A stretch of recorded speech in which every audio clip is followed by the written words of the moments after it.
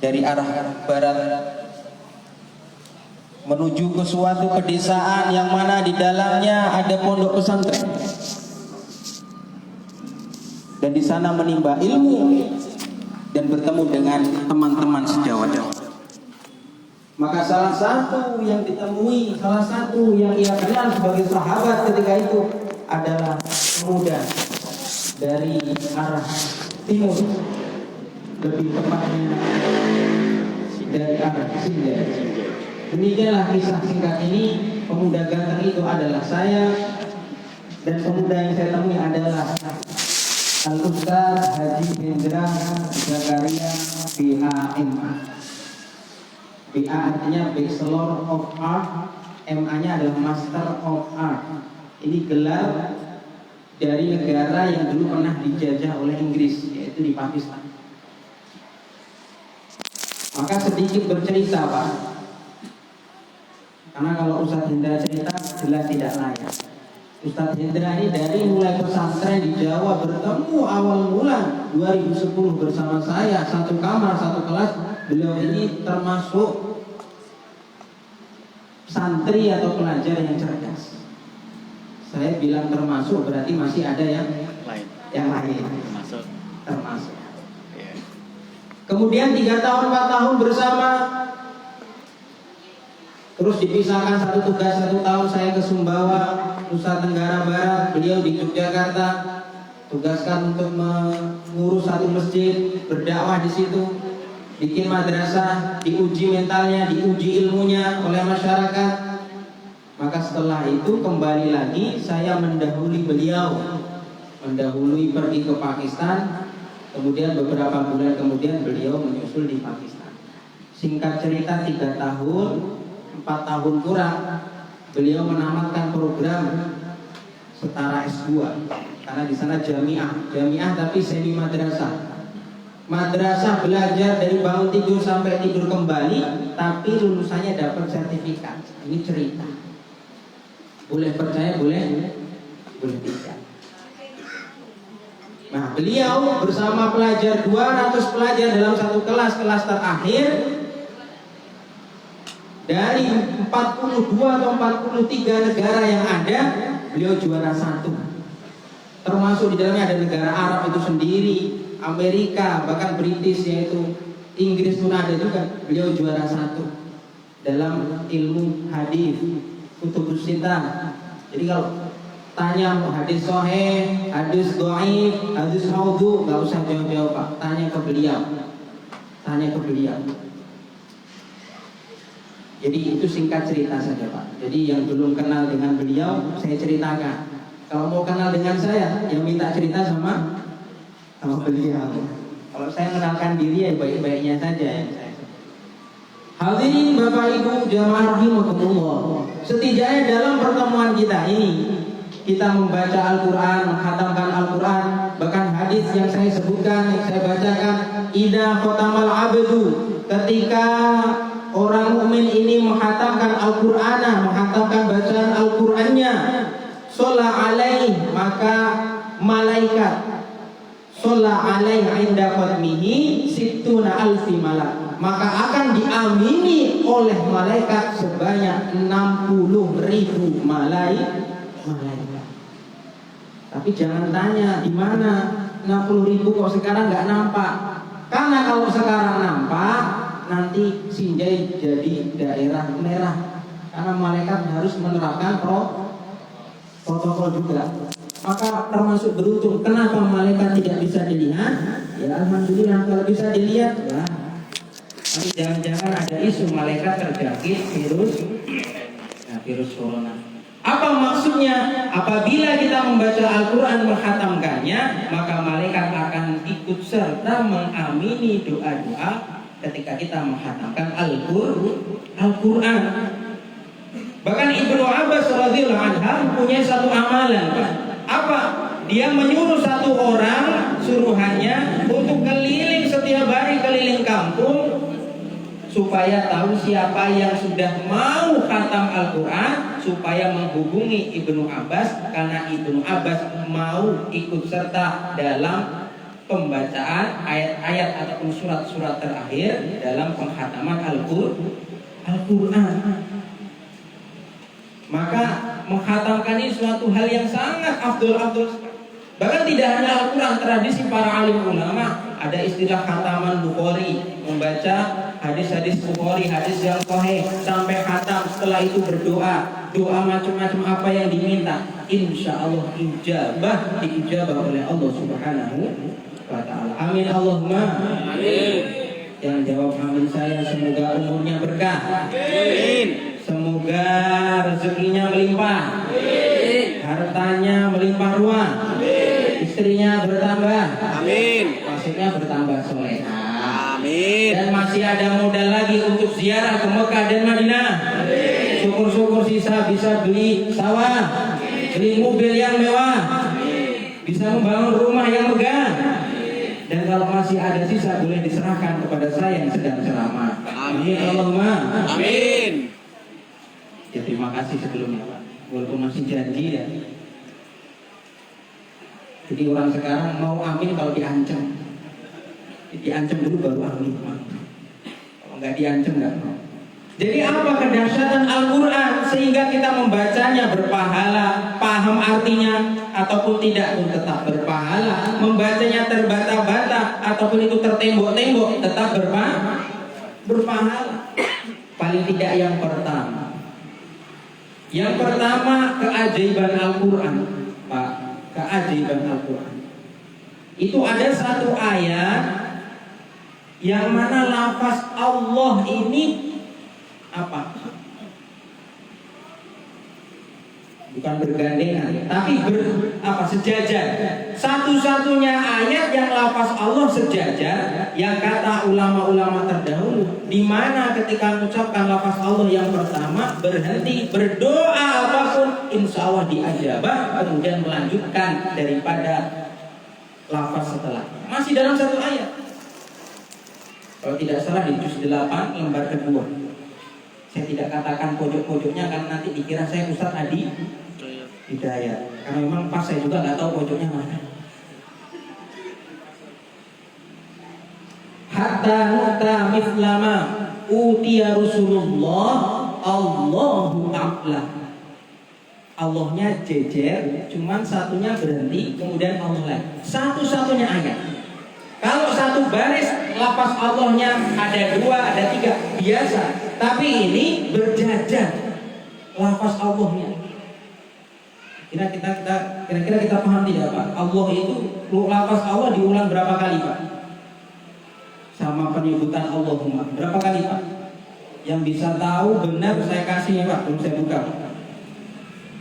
Lafaz Allah diulang dalam Al-Quran tersebut juga Allahumma di dalamnya ada 2702 kali. Saya hafal karena saya habis membaca kitab. Lafaz Muhammad berapa kali Pak? 4 kali. Yang 1 kali Ahmad. Adapun ya Nabi Allah ya Rasulullah itu selainnya. Tapi lafaz Muhammad itu 4 kali, Ahmadnya 1 kali. Nabi Isa Pak, ada orang menyebut ya Yesus lah. Tapi kalau kita ya Nabi Isa. Berapa kali disebutkan Pak? Yang nama itu kurang lebih 25 kali. Ada orang tanya, kok lebih banyak penyebutan Nabi Isa ketimbang Nabi Muhammad? Kenapa ini? Berarti itu seakan-akan mengakui daripada kepercayaan saya, kata orang tersebut. Maka kita katakan penyebutan Nabi Isa itu lebih banyak ketimbang Nabi Muhammad. Maksudnya apa? Orang Islam lebih berhak terhadap Nabi Isa, menganggap Nabi Isa adalah Nabi ketimbang mereka menganggap sebagai kadang-kadang sensor. Bisa dipahami insyaallah? Enak Pak kalau cepat paham, cepat selesai. Tapi kalau yang nggak paham, ya nanti tanya sama yang paham. Bahkan ada ulama, dulu saya pernah belajar, katanya pernah belajar sama romonya. Romo itu orang tuanya.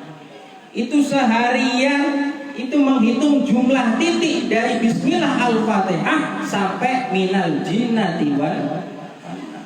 Titiknya berapa Pak? 1, ta, dua ta, tiga. Kalau Quran, Quran berapa? Kata guru saya 1.028.000, lebihnya 30. Jangan disangka kok kayak kurang kerjaan saja, titik sampai dihitung. Tapi saya yakin di hadir sini ada juga yang tidak percaya kalau titiknya itu segitu jumlahnya 1.028.000, lebihnya 30. Oleh karena itu silahkan sepulang dari sini hitung sendiri kalau memang tidak percaya. Siap menghitung? Insya Allah sebulan nggak kelar-kelar. Sudah percaya, Ustaz? Penting percaya saja Pak. Selamat. Maka yang pertama ini keistimewaan Al-Quran. Ulama mengkaji sebagai ini, seperti itu, seperti ini amalan. Maka kita hargai apa kedahsyatan daripada Al-Quran. Yang kedua, keberkahan Al-Quran itu bisa kita dapatkan kalau kita benar-benar mengkajinya. Bahkan Allah Subhanahu wa taala tegaskan dalam Al-Quran, lafaz potongannya, wa hadzal kitab wa hadza kitabun anzalnahu mubarak. Inilah kitab yang kami turunkan penuh dengan keberkahan. Sampai-sampai sekarang saking cintanya umat Islam kepada Al-Quran, anak pun dinamai lafaz Al-Quran. Tapi banyak juga orang yang keliru, anaknya dinamai Sukaro, wataron nasa Sukaro, wamahum bisukaro. Artinya apa Sukaro? Mabuk atau mendem bahasa Jawanya. Maka kalau ada yang namanya Sukaro diganti Pak jadi Syahur, Syahuro ya nggak apa-apa. Jangan sampai seperti orang di sana, siapa anaknya? Pokoknya keren anak saya. Siapa anak? Ibnu Syaiton. Gagah sekali. Ibnu artinya anak, Syaitan artinya ya setan. Makanya harus bertanya. Sampai ada ulama di Indramayu, Jawa Barat, itu anaknya dinamai Huwaladi. Sudah gitu saja, Huwaladi. Dia yang sudah gitu saja. Kemudian ulama bertanya lagi, anak yang kedua siapa? Namanya Hiyalati, perempuan. Maka ulama yang bertanya katakan, besok kalau punya anak yang ketiga namai Huwahumahum, biar komplit sekalian. Bahkan ada juga di daerah Jawa itu, Jawa Timur kalau tidak salah, itu ada jual warung jual seafood Pak. Bukan seafood, seafood. Nah, makanan lah, laut itu namanya apa? Lahman toria. Ada di dalam Al-Quran. Artinya apa? Daging yang segar. Allah tegaskan, telah kutundukkan lautan supaya orang-orang mengambil daripada apa yang ada di dalamnya untuk dimakan, berupa yang daging yang segar. Lahman toria. Ada juga rizquna. Nah, ini saking cintanya terhadap Al-Quran, tapi jangan salah kaprah. Makanya kalau pengen menamai sesuatu, tanya kepada ustaz, tanya kepada alim ulama supaya pas dengan apa arti yang diharapkan. Tapi kita hargai, itu tanda kecintaan kepada Al-Quran. Yang penting jangan kalau punya anak perempuan jangan namakan Al-Baqarah ya. Karena Al-Baqarah namanya disembelih nanti kalau kurban. Bapak Ibu hadirin hadirat rahimakumullah. Yang ketiga, Quran ini adalah sumber daripada obat bagi segala penyakit. Sumber segala obat bagi segala penyakit. Maka tadi disebutkan keluarga daripada Ustadz Hendra Zakaria ini sedang sakit, kemudian sembuh, alhamdulillah, syukuran. Nah, salah satunya diobati dengan khataman ini juga untuk kedepannya supaya selalu sehat. Wa nunazzilu minal Qur'an ma huwa syifaa'u wa rahmatul lil mu'minin. Kami telah turunkan Al-Quran. Dari Al-Quran itu adalah obat dan rahmat bagi orang beriman. Ini adalah obat, Al-Quran obat. Bahkan Imam Ghazali dalam kitab Ihya Ihya Ulumuddin menyampaikan kalau kalian habis makan kemudian kenyang, minimal setelah makan baca Al-Quran 1 juz. Insya Allah siapa? Siap tidak ini? Kata Imam Ghazali dalam Ihya mengatakan apa? Setelah makan kenyang, maka kalian baca Quran 1 juz supaya menjadi penawar dari apa yang akan ditimbulkan dari makanan yang kita makan. Siap 1 juz? Kenapa nggak ada yang siap? Karena ngeri belum makan Pak ya? Kena prank nanti ya. Kalau ada yang siap, habis makan harus baca lagi Pak 1 juz. Tapi Imam Ghazali katakan kalau tidak bisa seperti itu, minimal baca surat li'ila fi Quraisy kemudian qul huwallahu ahad. Maka kata Imam Ghazali, siapa yang rutin setelah makan membaca li'ila fi Quraisy sampai selesai dan qul huwallahu ahad sampai selesai, maka akan dijauhkan 2 perkara. Apa? Penyakit dari makanannya dan akan dijauhkan dari krisis kekurangan makanan. Kok bisa? Ya, karena di dalam li'ila fi Quraisy ada janji Allah apa? Allah akan memberikan makanan dan akan dihindarkan dari rasa kekhawatiran. Kata ahli kesehatan Pak, penyakit sekarang hampir 100% itu ditimbulkan oleh makanan. Maka berapa menit? Tidak sampai 1 menit kalau bacaan kita lancar Pak. Setelah makan langsung baca li'ila fi Quraisy ila fi rihlatash shita'i was-shayf falyabudu rabb hadzal bait alladzi at'amahum min ju'in wa amanahum min khauf. Bismillahirrahmanirrahim. Qul huwallahu ahadun Allahus samad lam yalid wa lam yulad wa lam yakul lahu kufuwan ahad. Insyaallah rutin seperti itu maka akan dapat keberkahan apa? Tidak akan ditimpa peceklik kekurangan makanan dan akan selalu disehatkan, dijauhkan dari penyakit hasil daripada makanan. Insyaallah. Insyaallah. Oh, ini insyaallah keras karena cuma li'ila fi Quraisy sama kulhu.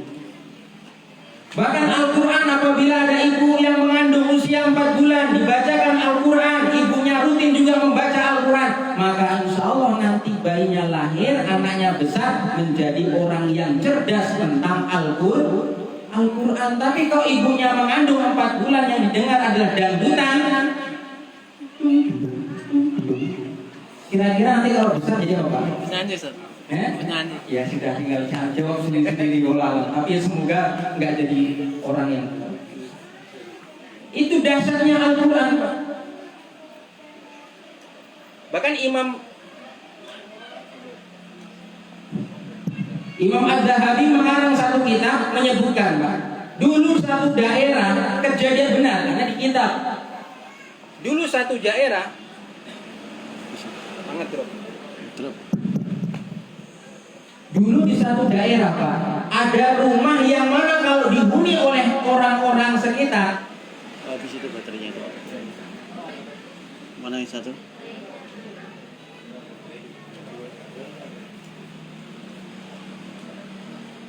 Sangat kuat. Ya. Buka kan?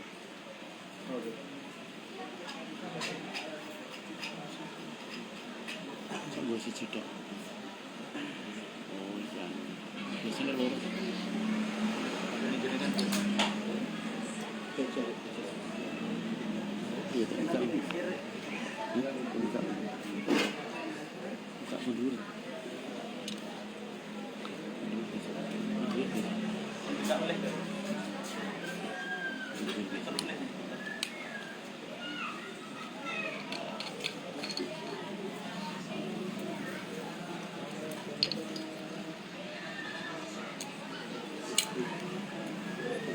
Trik dulu.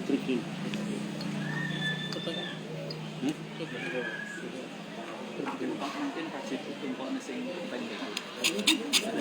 Dibelikan. Gue tahan dulu. Ditunggu satu batu.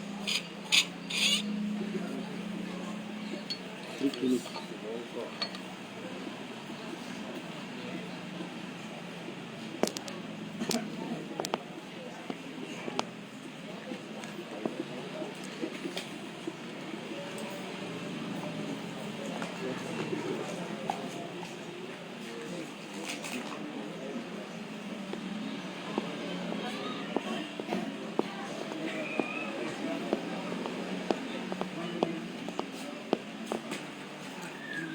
Soalnya enggak usah dianu.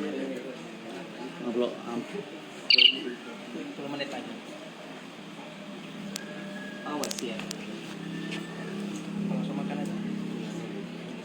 Tunggu sebentar.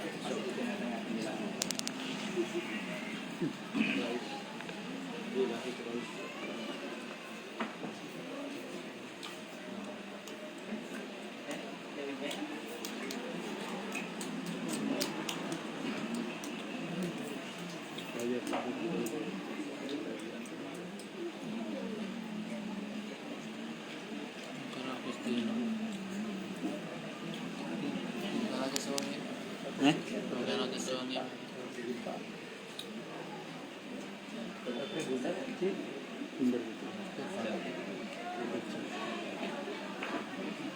Baru dibelikan.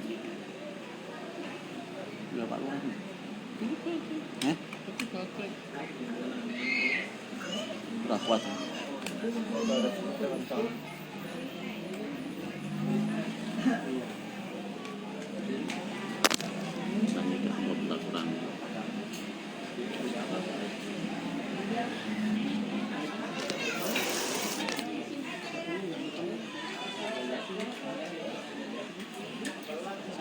Sampai di mau? Baterainya habis. Coba tanya. Pasar apa coba tanya sampai mana? Sampai mana Pak tadi Pak? Baterai habis. Imam Az-Zahabi mengarang satu kitab Pak. Di dalam dijelaskan bahwa di dalam satu desa itu ada satu rumah yang mana kalau ditempati oleh orang itu nggak lama kemudian mati orangnya. Datang orang pindah ke rumah situ, nggak lama kemudian mati. Ganti orang yang lain mati. Suatu saat orang kesekiannya ini ternyata jaraknya kok nggak mati-mati. Kok nggak mati-mati? Tetangga sebelah datang ke orang tersebut. Tok-tok, assalamualaikum Pak. Dibukakan pintu, waalaikumsalam. Pak langsung saja Pak, saya datang ke sini mau tanya ke Bapak nggak mati-mati Pak. Kaget loh, lah kenapa? Enggak, soalnya rumah ini kalau ditempati orang biasanya langsung mati Pak. Kok kita nggak mati? Maka orang yang meninggali rumah itu pun bingung juga. Kok nggak mati-mati juga saya ya? Gak lama kemudian ada jin yang ternyata menjelaskan, ternyata rumah itu ada sumber angkernya, dihuni oleh jin. Jinnya katakan, wahai bapak penghuni rumah baru ini, saya sengaja tidak membunuh bapak, tidak mencekik bapak. Lah kenapa katanya? Iya karena bapak ini adalah penghafal Al-Quran. Lola sebelumnya bagaimana ceritanya? Sebelumnya orang-orang itu kalau meninggali rumah ini itu nggak mau sholat, nggak mau taat, jadinya saya gemes, saya cekik mati. Kalau kita bahasanya rumah angker, bukan botol Pak ya, rumah angker. Maka semenjak bapak menghuni ini karena bapak ini penghafal Al-Quran, maka saya tidak cekik bapak, bahkan saya siap menjadi muridnya Pak. Apa maksudnya? Al-Quran dibacakan, orang ahli Quran, penghafal Al-Quran dalam satu rumah, maka keberkahan tidak henti-henti. Bahkan dalam tafsir Ibnu Katsir, salah satu penjelasan sedikit saja tentang ayat di surat Yasin mengatakan bahwa orang apabila di dalam satu keluarga ada anggota keluarga yang namanya Muhammad satu saja, maka sampai kapanpun selama orang itu ada di tempat di rumah tersebut, keberkahan selalu menyertai, menyeliputi rumah tersebut. Maka jangan malu kita dinamai Muhammad atau Ahmad. Saya namanya Ahmad Zamzuri Pak. Masuk ke India yang mayoritas bukan Islam itu pernah diisengi Pak, karena namanya ada Arabnya. Dikerjai di bandara, tapi tidak apa-apa. Walaupun saya nggak ikhlas, tapi alhamdulillah sekarang ya nggak ikhlas. Oh yang kerjai bukan orang Islam. Maka Al-Quran ini sumber keberkahan kalau kita mau berinteraksi sedalam-dalamnya, sesering apapun dengan Al-Quran, maka Al-Quran akan penyemangat kita, menjadi motivasi kita. Bahkan janji Nabi, Iqra'ul Qur'an fa innahu ya'ti yaumal qiyamah syafi'an li ashabi. Bacalah Al-Quran, karena semuanya Al-Quran akan datang pada hari kiamat menjadi pensyafaat bagi orang yang sering membacanya, bagi orang yang sering mendengarnya, bagi orang yang sering mengkajinya. Kadang Pak, kita bertanya, kenapa Nabi kok kalau membahas tentang masalah dalam hadis masalah agama, kok pasti dikatakan yaumul kiamah, hari kiamat, akhirat? Kenapa bukan di dunia? Jawabannya, kenapa seperti itu? Maksudnya di hari kiamat itu yang dahsyat saja dapat manfaat, apalagi di dunia. Kalau nggak jawab, tak lanjut Pak, ini sampai 1 jam. Di dunia, ya, tandanya berarti mau lanjut 1 jam. Yang terakhir tentang Al-Quran. Al-Quran menjadi jalan keluar di setiap kehidupan kita. Dulu di Amerika, Pak, yang entah tahun berapa, di Amerika ada seorang ibu, ada 2 orang ibu yang hamil kemudian melahirkan di rumah sakit di sana. Biasanya kalau melahirkan di rumah sakit, bayi kecilnya ini dikasih gelang. Fulan anaknya ibu ini, Fulanah anaknya ibu ini, pakai bahasa mereka. Pas itu saking susternya ataupun perawatnya entah karena kalut entah karena sibuk, ternyata dilupakan tidak dipakaikan gelang identitas bayi. Ada satu wadah bayi laki bayi perempuan itu ternyata entah mana ibunya yang mana nggak tahu.